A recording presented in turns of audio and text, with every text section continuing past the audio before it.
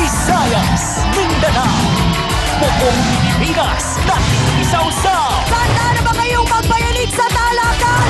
Ang inyong nag-iisang Barangay Hall on Air ay pupunta na mismo at dadayo sa inyong mga barangay. Wow! Mag-uusap tayo, aayusin natin ang mga problema nyo, one barangay at a time.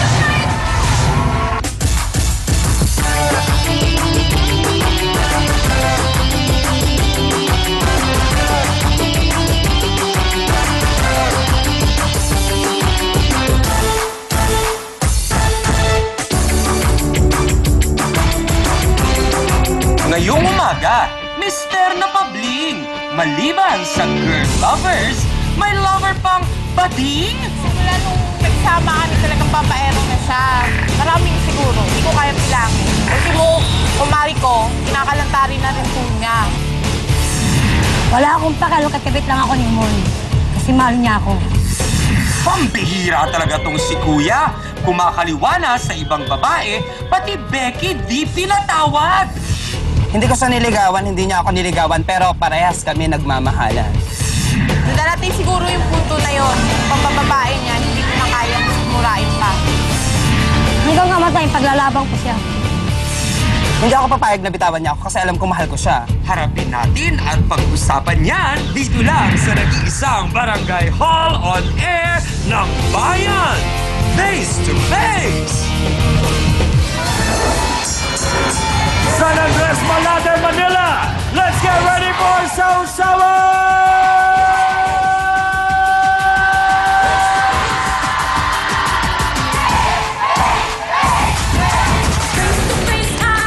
Harapan na naman tayo mga kapatid! Sugod na! Mga taga San Andres! Face to face na! Sa pula, sa puti! Nako! Sana ang mga bisita magbate! Wala na sana na lamanan! Usapang maayos na lamang! Samahan niyo kami! Come on! Sadyang makulay ang mukha ng buhay. Tayo magharapan, ating pag-usapan. Aminan, awayan at magkayan. Gusto mo bang makisawsaw tayo ng kaibigan? Makayan ay solusyon. Mga kababayan! Ano ang number one? Sinong inite? Face to face! Huwag mong talikuran! Harapin mo! Face to face! Hey! At ngayon, heto na ang First Lady ng nag-iisang Barangay Hall on Air, ang pambansang kapitana, Chang Ami Perez! Hello mga Sausawero at Sausawera! Good morning! Isang ginang ang nanggagalaiti dahil daw ang kinakasama niya kahit madalas niyang mahuli, wala pa rin naman daw tigil sa pambababae. Ang tanong, sa babae nga lang ba nahuhumaling ang kanyang darling? Oh no, Hans! May naamoy ba kung naamoy mo? Naku, Chang, medyo kinabahan ako dyan. Mukhang may babakyuhin sa mga talak ngayong umagang ito. Hindi ba mga kasawsawan? Kaya naman, B1 at B2, be alert to you two.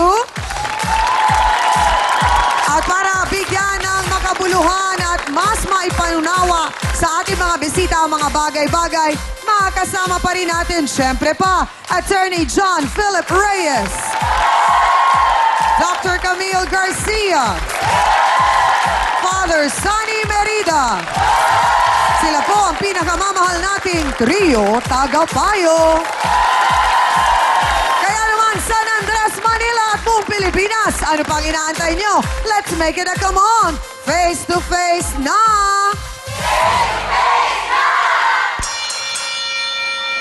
Maraming beses na nga niyang nahuli ang kanyang kinakasama sa pambabaero nito, pero imbes na tumigil, patuloy pa rin daw ang pakikipagrelasyon nito sa iba. Abay, bakit naman kinakaya kaya ni Ate Jennifer Jane Medel? Pasok!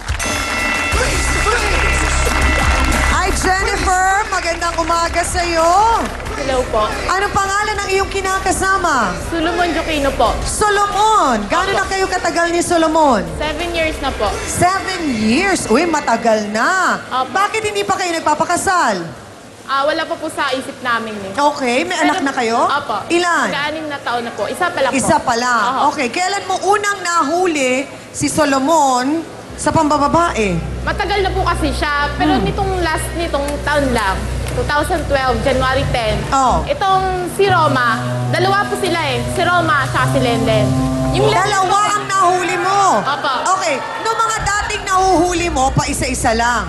Opo. Kasi Bakit parang pinapatawad parang mo pa rin lang. siya? Para lang po sa anak namin eh. Okay. Kasi po lalaki yung anak namin. Tapos iniisip ko, kung mawawala ng tatay yung anak ko, Oo.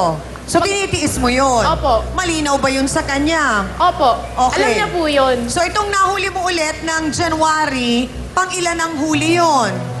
Nasa ang alphabet ka na sa babae. Tapos na ba sa A, B? Parang bagyo, ah. Ang dami po kasi. Simula po talaga nagsama kami. Hindi mo na mabilang kung Hindi ilan? po. Likas na po kasi siyang babaero eh. Oh my! So ngayon, ito, nung January, dalawa. Opo. Roma at saka... Yung kumari ko po si Lenlen. nasa letter R at letter L na tayo. At kumare mo pa. Opo. Okay, paano nangyari yun? Ano po kasi, nagigib po siya ng timba sa poso. Sino? Tubig. Ito si Roma po. Okay. Naghanap siya Yan ang una mong nahuli? Opo. Okay. January 10 po yun. Ngayon, naghanap siya ng magbubuhat ng balde niya, papunta Aha. sa bahay nila. Ito yung ate Alma ko. Yung kapatid niya po yun, ni Solomon.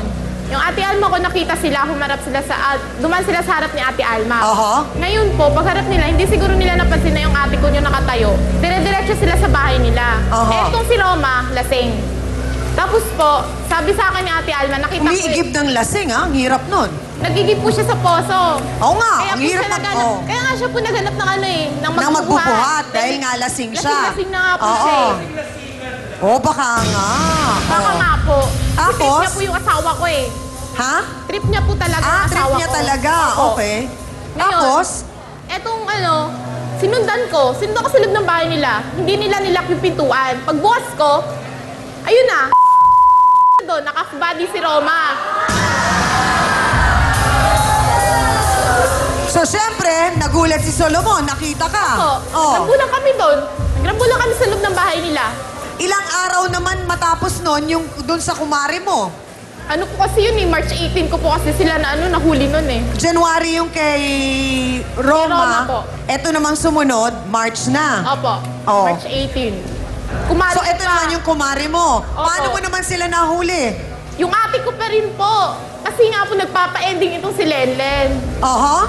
Tapos, 10 piso, ang patama no, 600. Okay. Ngayon kulang siya ng 100. Wala siyang pang-abono. Ano niya na lang? Pinang-abono niya doon. Bago na pala ang ano ngayon, ha? Resulta sa pa-ending. Ganun na ang Talaga binabayad. makati po siya eh. Makati po talaga yan. So, paano mo nga rin nahuli? Si Alma rin ang nagsabi Opo, sa'yo. si Ate Alma mismo nagsabi sa Na akin. nagka-endingan si Solomon at si Maring Lenlen Lin. po. Lenlen. Yung nura-unur Anong score daw, sabi ni Hans? 1-7 po. 1-7. Nahuli mo. Opo. Ano na naman ang sinabi ni Solomon? Solomon. Wala, hindi na kami nag-iimikan eh. Ayoko na siyang imikin. Oh. Ano na lang, pakikisama ko na lang para sa anak namin. Hindi ba parang agrabyado ka naman sa puntong yun? Bahala na po, para na lang talaga sa anak namin yung pagsasama namin eh. Okay. Gaano katotoo na nabalitaan ko na hindi pa doon nagtatapos kasi merong Nora Honor? Sino yun? Yun po, yung Lenlen na yun, yung malaking bangaw niya sa mukha niyan. Kasi may nunal, kaya Opo. Nora Honor. Opo. Kala ko si Ate Guy may kinalaman, nananahimik. Si Ate Guy, kinabahan ako. So si Mare mo gusto din, si Solomon. Ewan ko sa kanilang dalawa. Okay. Siguro talagang likas na talagang malandi ang kumari kong yan. So kayo ni Solomon, nagsasama pa rin? Nagsasama pa kami hanggang ngayon. Ay, naku hindi Iha, na po mahal talaga na ang kami simento nagkikita. para ipagawa kita ng monumento. Aba, ang tiyaga niya. Ay bay, wala raw siya magagawa dahil talagang type daw siya ni Solomon. Bo? Bakit mo naman siya type? Eto, sagutin mo nga, Romalis Roma Balbasina. Pasok!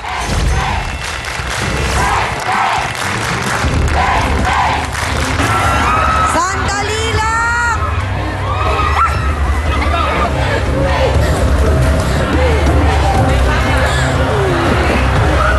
Roma, ano naman ang nagustuhan mo kay Omon? Mabait po siya. Buwat nga! Totoo na naabutan kayo ni Jennifer doon sa loob ng bahay at kasama mo si Solomon. Sa bahay namin. Sinong nagaya? Si Solomon, ikaw? Ikaw! Patay tayo! Siya kasi talagang nagyaya. So, ibig sabihin, type na talaga niya si Omon. Aba, ito naman si Omon, ang daling mayaya. Alamin naman natin kung paano nagkatapos-tapos itong si Romalis at si Omon sa pagbabalik po ng Face to Face.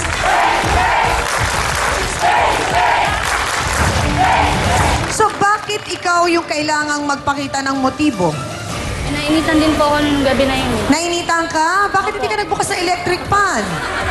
Wala pong nangyari, half body lang po, hanggang pababa. Ay, last body yun! Omon, Tama rin yun. sabi ko nga parang picture lang. Kayo naman direct meron palang half body ngayon. Hindi ba 1 by 1 ang nangyari? Hindi po. Hindi rin 2 by 2. Hindi rin po. Half body. Half body lang po. Taas, baba.